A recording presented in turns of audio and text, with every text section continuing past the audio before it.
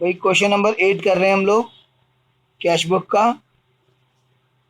ये फॉर्मेट है आपके पास, date particular ledger folio cash bank, date particular ledger folio cash bank. आपको पता है ये डेबिट साइड है और ये वाली साइड क्रेडिट साइड है। डेबिट साइड में रिसिप्ट आती हैं और क्रेडिट साइड में पेमेंट्स आती हैं। सबसे पहले कैश और बैंक बैलेंस गिवन है, दोनों एसेट हैं और एसेट्स का ओपनिंग बैलेंस डेबिट होता है 1 जून। बैलेंस ब्रॉट डाउन, कैश में 5000 और बैंक में 17,500। इसके बाद June 5 received cash from sale of personal asset deposited into firm's account। तो पर्सनल एसेट को बेच के हमें कैश मिला है 5000 का और वो हमने फर्म के अकाउंट में डिपॉजिट करा दिया। यानी एक तरह से हमने कैपिटल लगाई है ये। भाई पर्सनल एसेट बेच रहे हैं, बिजनेस से कोई मतलब नहीं है, पर वो पैसा बिजनेस में लगा रहे हैं, तो क्या हो गया, वो एक तरह से कैपिटल हो गया। तो यहाँ लिखिए 5 जून को कैपिटल अकाउंट, और फॉर्म में लगा दिया पैसा तो कैश में बढ़ा दीजिए 5000। तो June 5 को पर्सनल एसेट्स को बेच के पैसा बिजनेस में लगा दिया, तो दैट इज अ कैपिटल, और कैश में हमने इंक्रीज कर दिया क्योंकि फॉर्म्स बैंक अकाउंट नहीं लिखा है, फॉर्म्स अकाउंट लिखा है खाली। इसके बाद है June 6 received cheque as advance against sale paid into bank 50,000। तो एडवांस अगेंस्ट सेल मिला है 50,000 और बैंक में डिपॉजिट भी करा दिया हमने। चेक चेक मिले और सेम डे डिपॉजिट करा दें तो डायरेक्ट कैश बुक में चला जाता है। यहाँ पे लिखेंगे एडवांस अगेंस्ट सेल 50,000 है तो बैंक कॉलम में 50,000 हमने कर दिया। अगला है June 7 पेड एसबोस बाय चेक 12,500 डिस्काउंट रिसीव्ड 200। तो डिस्काउंट का यहाँ पर कोई कॉलम नहीं है, इसलिए डिस्काउंट की एंट्री तो अलग से कर देंगे हम बाद में। अभी June 7 की कर देते हैं। 7 जून पेमेंट हो रही है इसलिए क्रेडिट साइड पर, और चेक से हो रही है इसलिए बैंक में से माइनस करूंगा 12,500 एस बोस।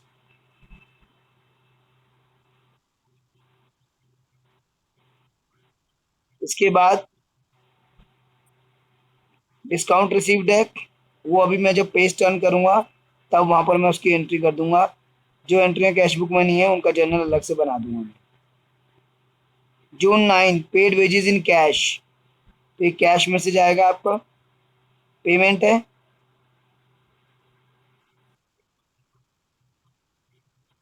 9 जून वेजेस पे कर रहे हैं आप लोग और कैश में पे कर रहे हैं, तो यहाँ पे पेमेंट है। रिसिप्ट आती है डेबिट में, पेमेंट आती है क्रेडिट में, तो यहाँ पे पेमेंट है तो क्रेडिट में आएगी और कैश में पेमेंट है तो कैश में लेस होगा। अगला है 20 June received a cheque from A Mukherjee and sent it to bank. A Mukherjee cheque मिला और बैंक में डिपॉजिट भी करा दिया, तो सेम डे अगर मिले और डिपॉजिट करा दें तो फिर हम डायरेक्ट कैश बुक में डाल देते हैं ए मुखर्जी, और 6,000 का चेक मिला है तो बैंक कॉलम में 6,000 हमने बढ़ा दिया।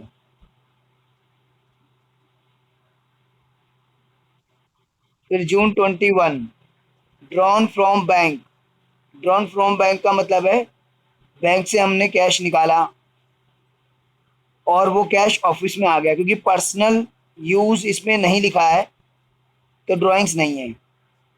ड्रॉन फ्रॉम बैंक का मतलब हो गया कि बैंक में से पैसा निकाला और ऑफिस में आ गया, कॉन्ट्रा एंट्री मानी जाएगी।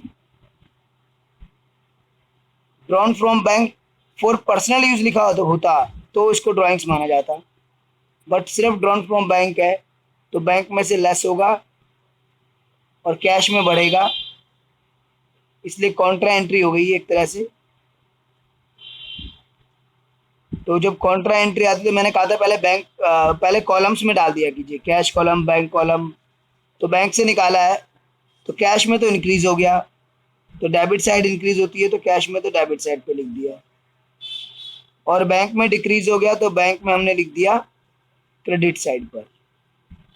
जब बैंक कॉलम में हमने लिखा है तो हम लिखेंगे यहाँ पर, जब बैंक कॉलम में है तो पर्टिकुलर्स में कैश अकाउंट लिखेंगे और लेजर फोलियो में कॉन्ट्रा,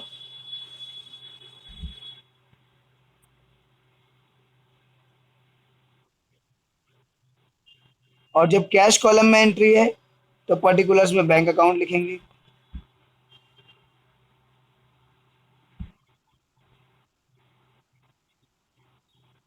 लेजर फोलियो में कॉन्ट्रा और डेट में 21 जून।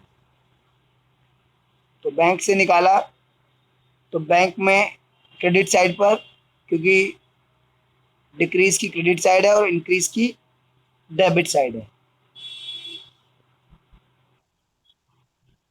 तो इसलिए यहाँ पर तो क्रेडिट साइड में आ गया बैंक में, और कैश में डेबिट साइड पे आ गया। जब बैंक कॉलम में आया तो कैश लिख दिया, और जब कैश कॉलम में आया तो बैंक लिख दिया पर्टिकुलर्स में। आगे चलते हैं। Paid office salaries in cash 29 June, payment हो रही है, पेमेंट के लिए क्रेडिट साइड है, और कैश में हो रही है तो कैश में से जाएगा।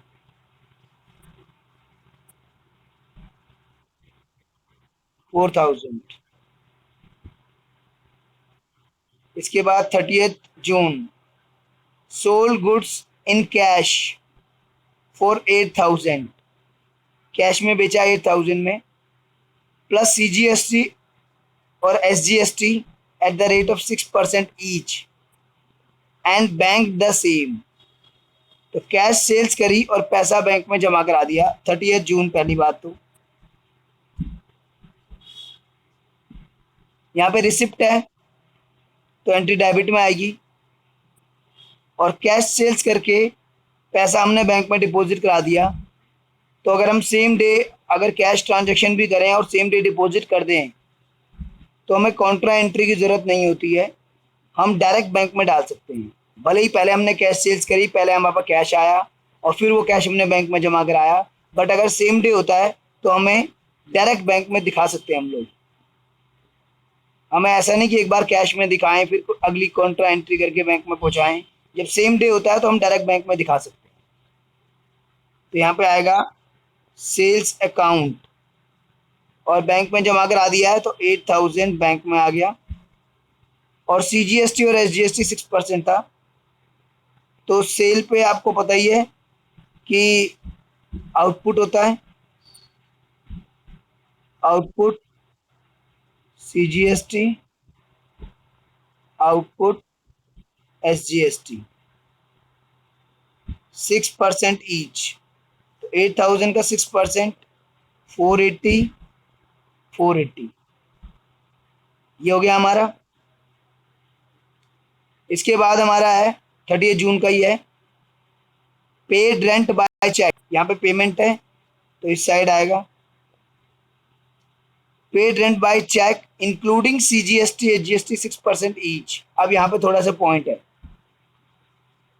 ऊपर वाले में भी CGST SGST 6% था, लेकिन ऊपर वाले में लैंग्वेज थी sold goods in cash for 8000 plus CGST and SGST।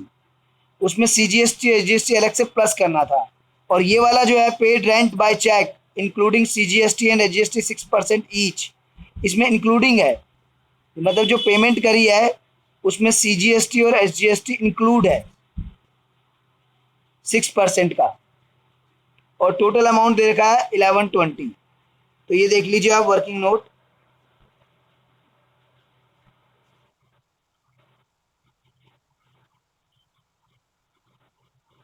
जो आपने पेमेंट करी है उसमें CGST SGST इंक्लूड है।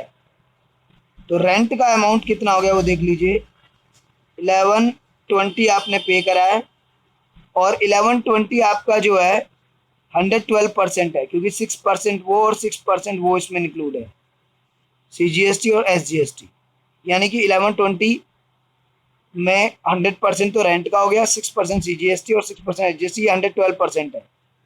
तो जब हमें पता लगाना होता है कि कोई फिगर किसका 112% है, तो 100/112। अगर नॉर्मल परसेंटेज निकालनी है तो जितना परसेंट निकालना है उतना अपॉन 100। लेकिन अगर ये पता लगाना कि कितना किसका इतना परसेंट है, तो इंटू 100/दैट। तो 100 में 100 + 6 + 6, तो ये कैलकुलेट हमने किया तो ये आया 1000। यानी कि रेंट इसमें से 1000 है। तो यहाँ पे रेंट लिखा, चेक से पे हुआ है, बैंक में 1000। और पेमेंट में इनपुट होता है, आपको पता ही है, इनपुट CGST, इनपुट SGST। 6%, तो इसका 6% हो गया 60। देखो 1120 हो गया सब मिलाकर, हो गया ना। तो 1120 में सब मिक्स था, CGST SGST और रेंट। हमने तीनों को ब्रेक कर लिया। ये 112% है, इसका 100/112 करके यहाँ पे 1000 रेंट आ गया। फिर उसका 6% हमने CGST लगा दिया इनपुट, और 6% हमने इनपुट SGST लगा दिया। बैंक कॉलम में इसलिए दिखाया क्योंकि चेक से पेमेंट हो रही है, और क्योंकि पेमेंट है इसलिए क्रेडिट साइड पर। अब 30 जून को है पेड इनटू बैंक, बैंक में डिपॉजिट कराया, तो कॉन्ट्रा एंट्री, बैंक में इंक्रीज, कैश में डिक्रीज। तो बैंक में इंक्रीज है इसलिए बैंक में आ गया डेबिट साइड पर, और कैश में डिक्रीज है इसलिए कैश में आ गया क्रेडिट साइड पर। लेजर फोलियो में कॉन्ट्रा आ गया। जब कैश कॉलम में एंट्री लिखी है तो पर्टिकुलर्स में बैंक अकाउंट लिखिए, डेट 30 जून है। और जब बैंक कॉलम में एंट्री लिखी है तो पर्टिकुलर्स में कैश अकाउंट लिखिए, डेट 30 जून है। तो इस तरीके से सारी ट्रांजेक्शन हमने डाल दी। अब हम इसको क्लोज कर लेते हैं।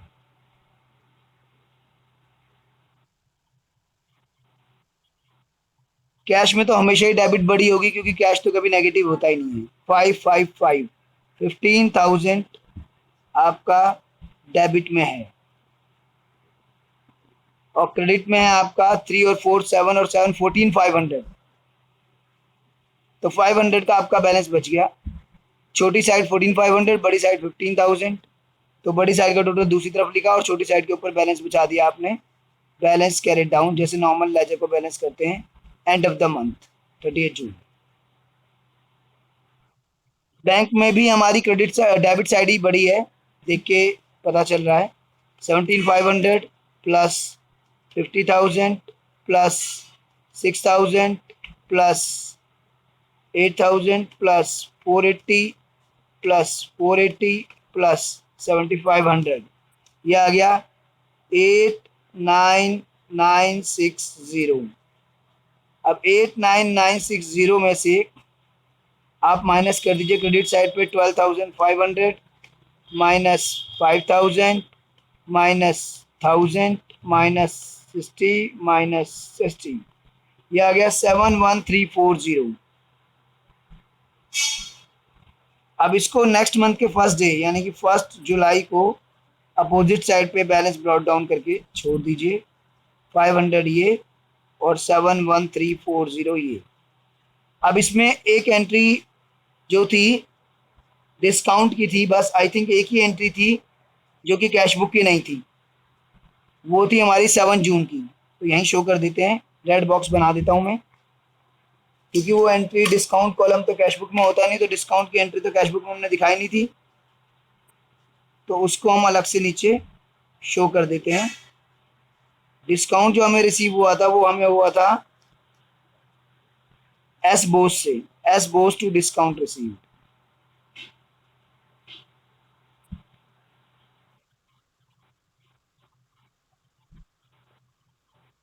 S Bose account debit to discount received account, और ये अमाउंट था हमारा 200 का।